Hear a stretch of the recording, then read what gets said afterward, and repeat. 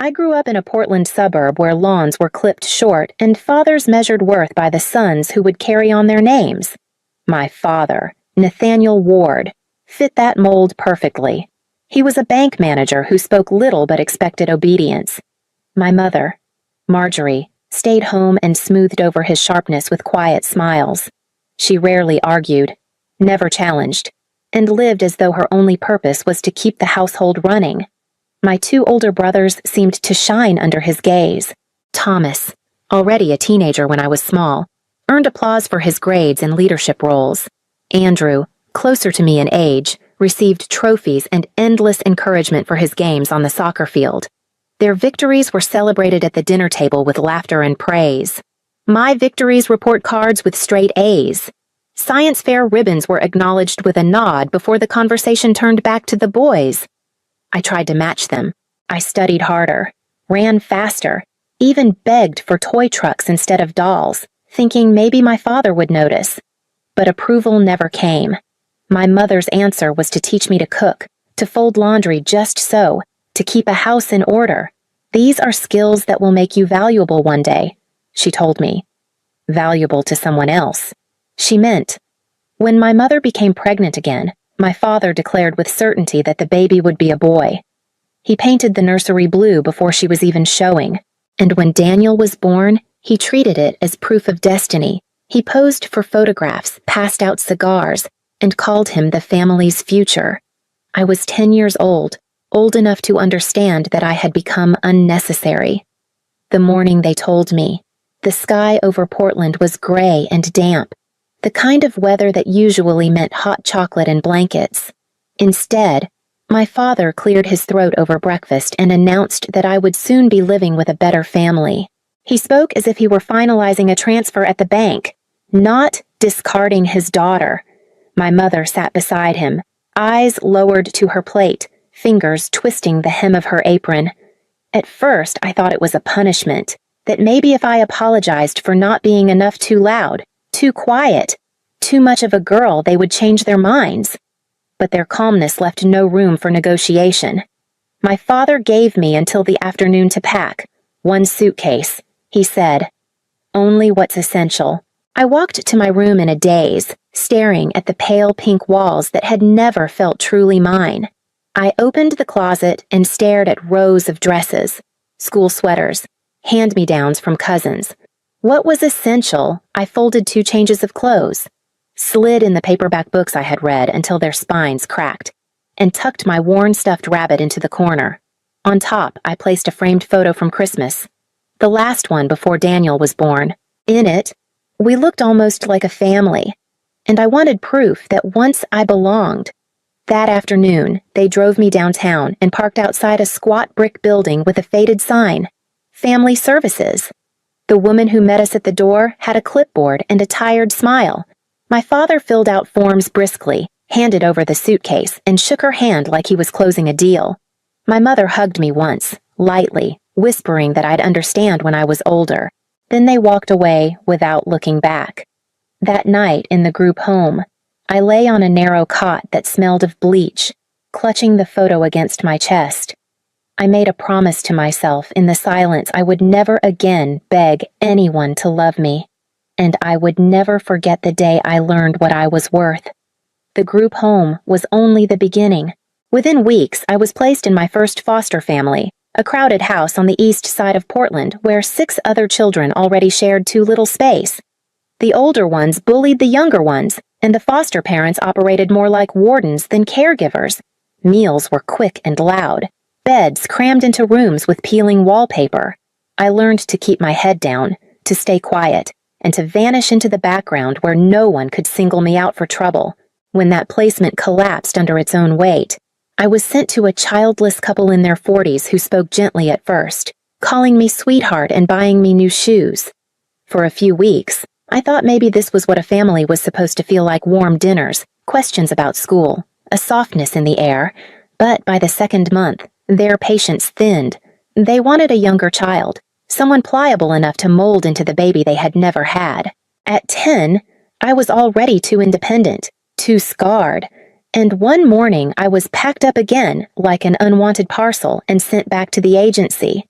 The next stop was a tidy suburban home with manicured lawns and locked cabinets. The parents were punctual with rules and allowances, but their eyes lingered on the stipend checks more than on the children they took in. I was a line item in their monthly budget, another mouth that earned them money. Their smiles never reached their eyes. And I stopped expecting them to. In those years, my strategy became survival through erasure. I folded into corners, filled notebooks with careful schoolwork, and avoided asking for anything beyond what was required. Teachers praised me for being studious, but none of them saw that my silence was not discipline. It was defense. The only one who seemed to notice was my social worker, Elena Torres. She arrived each month with a clipboard and sharp eyes that missed little. "You're bright, Celine," she told me once, leaning across the table in the agency office. "But you're hiding behind those grades." I didn't answer. I didn't know how to. And yet, part of me wondered what she saw that others did not, a question that lingered as she began to mention a man named James Calder.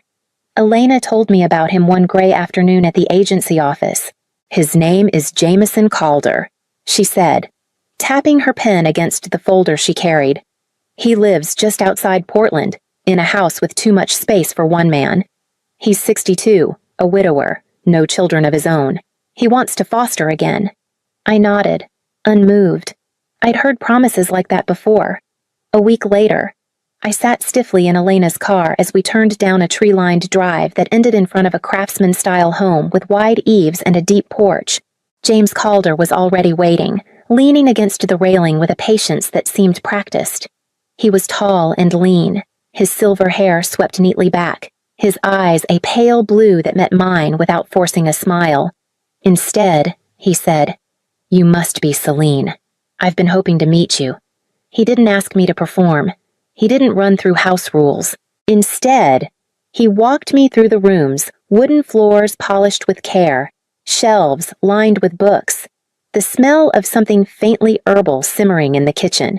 When he opened the door to the room that could be mine, he simply said, "I haven't painted. I thought you might want to choose the colors yourself." No one had ever asked me that before. In the weeks that followed, I tested him with silence. He answered with presence. When nightmares jolted me awake, I found him waiting outside my door with hot chocolate. When I struggled with homework, he sat beside me until the problems made sense. On one Saturday, I found him in the garage, measuring planks of wood. "A bookshelf," he explained. "I figured your books deserved a proper home." It was the small things that began to unravel my defenses, the way he placed my school drawings on the refrigerator, the way he never hurried my words when I finally dared to speak them. At 11, I learned what steadiness looked like. The day the court finalized the adoption, Elena smiled as the judge declared my new name Celine Calder. I held the papers in my hands, but it was James's quiet nod that anchored me. For the first time, permanence felt possible, and the weight of belonging settled over me like a blanket I hadn't known I needed. James had a way of opening the world to me without making it feel like a lesson. One Saturday, he drove us into the West Hills, and we walked through the grand halls of Pittock Mansion. He pointed out the lines of the staircases, the balance of the windows, the way light seemed to follow us from room to room. Another weekend, he led me downtown to Keller Fountain Park, where water cascaded over concrete steps like something both natural and constructed. Architecture, he told me, isn't just about walls. It's about shaping how people feel inside a space. Those trips planted something in me. I began sketching in notebooks, not just houses, but entire neighborhoods, inventing ways to make them warmer, safer, more alive. James bought me pencils and graph paper, never questioning whether I was serious. He simply encouraged me, as though he already knew where it would lead. High school tested me in different ways. I still carried the instinct to disappear. But slowly I learned how to stand my ground. Zoe Ramirez barged into my life in 10th grade, sliding into the seat next to me in the library and announcing we'd be partners for a history project. She was confident, outspoken, impossible to ignore. Somehow, she decided I was worth knowing. And against my own caution, I let her stay. For the first time, I had someone my age who asked about me not because they had to, but because they wanted to. Therapy helped too. Dr. Alice Monroe's office was filled with books and soft chairs, a place where silence wasn't punished. She guided me back through the years I tried to bury, reminding me that my parents' rejection said more about their limits than mine.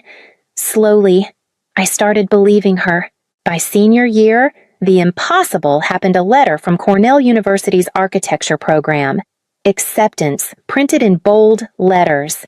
James framed it and hung it in the living room, telling anyone who visited that his daughter was headed to New York. For the first time, the word future didn't frighten me. It felt like something I had already begun to build. By my early 30s, I had found my rhythm. My designs were no longer just sketches in notebooks, but structures standing tall across Portland community centers with walls of glass and courtyards where neighbors gathered. Awards came, articles in local papers, and invitations to speak at conferences. Yet every achievement felt incomplete unless I could share it with James. He remained my anchor, sitting in the front row at openings, his pride steady and quiet. It was during one of those celebrations that I noticed the change. He clapped, but his hands trembled slightly. Later, at dinner, he pushed food around his plate, his appetite gone. When I asked, he brushed it off with a joke about age catching up to him. Weeks later, the truth arrived like a thunderclap: stage 4 pancreatic cancer. The diagnosis shattered me, but James seemed almost calm. "We can't choose the length of the road," he said softly, "only how we walk it."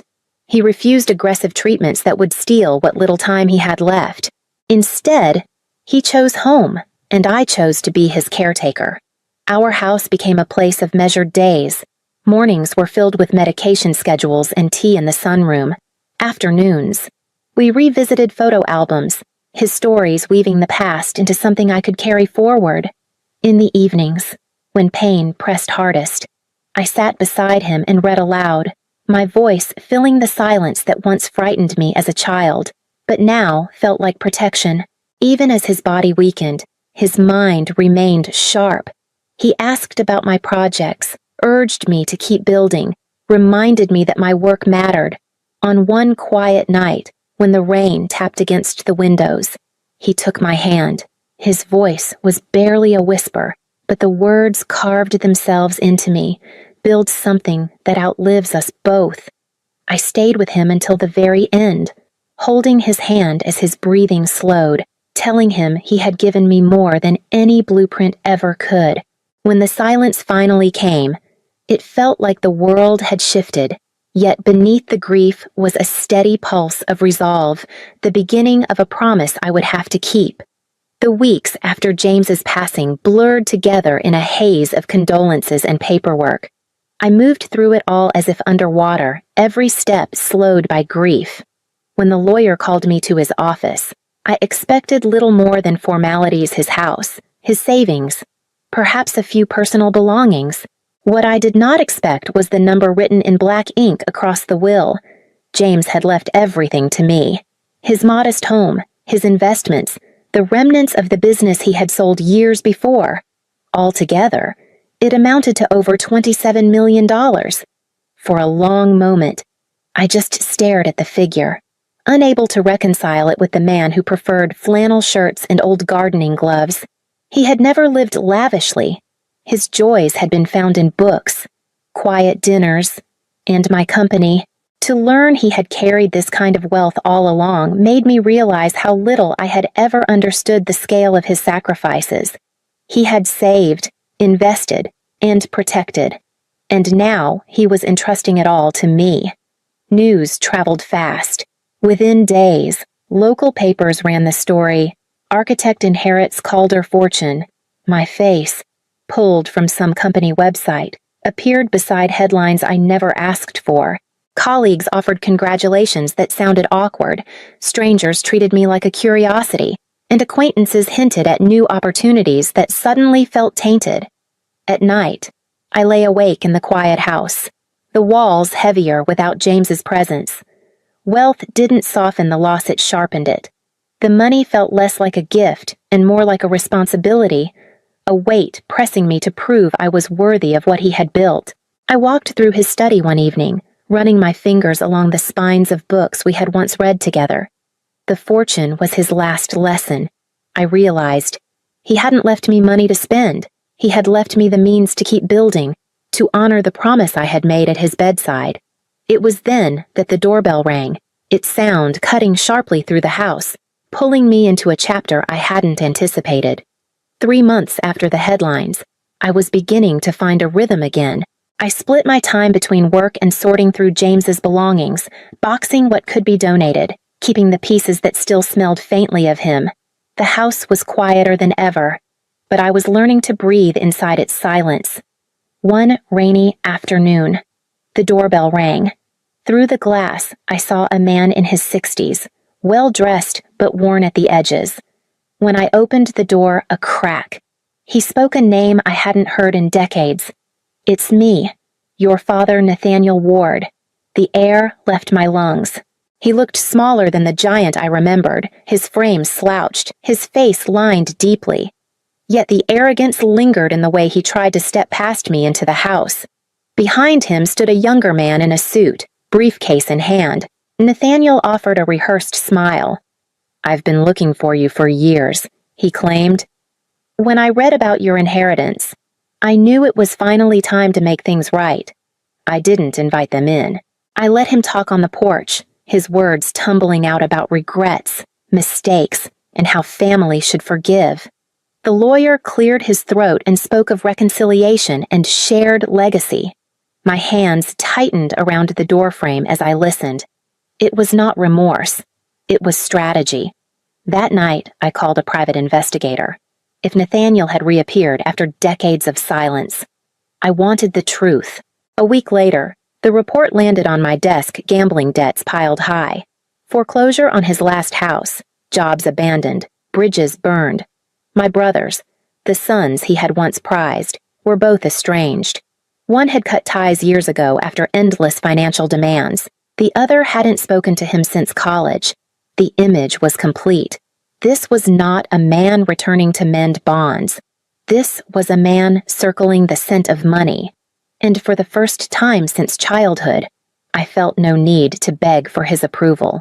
When his lawyer called again to request a meeting, I agreed, not to reconcile but to confront. We met in a polished conference room at my lawyer's downtown office. Nathaniel arrived late, swaggering as if the delay were meant to prove his importance. His lawyer set down a worn briefcase, and Nathaniel leaned back in his chair with the air of a man convinced he held the upper hand. "You've done well for yourself," he began, his voice carrying the same sharpness I remembered from childhood. "But blood counts for something. That fortune is part of my legacy, whether you admit it or not." I let him speak, watching as he dressed his demands in words like family and heritage. Then I slid the investigator's report across the table. Pages of debts, foreclosures, and failed schemes lay exposed between us. "You forfeited any claim to me the day you signed those papers," I said evenly. "You never looked for me until money was involved. I owe you nothing." His smile faltered, and for the first time I saw a flicker of the desperation behind the performance. "So, that's it? You're going to turn your back on your own father? I'll offer one thing," I replied. "Rehab funding, nothing more. If you want a future, it won't be through me, it will be through getting help." The lawyer shifted uncomfortably, sensing the meeting had collapsed. Nathaniel's face hardened, but he said nothing more. As I stood to leave, I felt the strange lightness that comes from closing a door that should never have been open. Days later, I received an email from Jason, my middle brother. He had read about the inheritance and recognized my name. His words were hesitant but sincere in apology for being silent when we were children, for not protecting me when he should have. We agreed to meet for coffee, cautious but willing, the first tentative step toward a bond left unfinished. It was a reminder that some doors, carefully opened, might still lead somewhere worth walking. The idea came slowly at first, like a seed pressing through soil.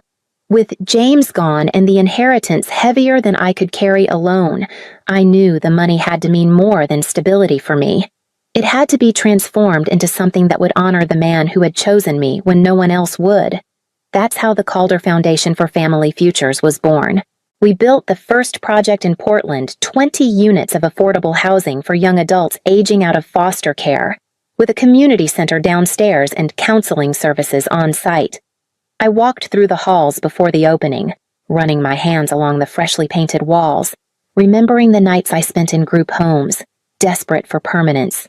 Now, here was a place designed to give others the belonging I had once been denied. The day of the ribbon cutting, I stood at the podium with the press gathered, my name still new to them but the mission already alive in me. I spoke of James, of the life he had built for me, and of the promise I had made to carry it forward. Family is not blood, I told the crowd, my voice steady. It is choice, commitment, and love. And when we choose each other, we build something stronger than inheritance. We build a future. As the ribbon fell and applause rose around me, I reached for the silver key pendant James had given me years before. It warmed in my hand, no longer just a symbol of a home he opened for me, but of the lives now being opened for others. When fortune and freedom finally land in your hands, which future will you choose to build and for whom?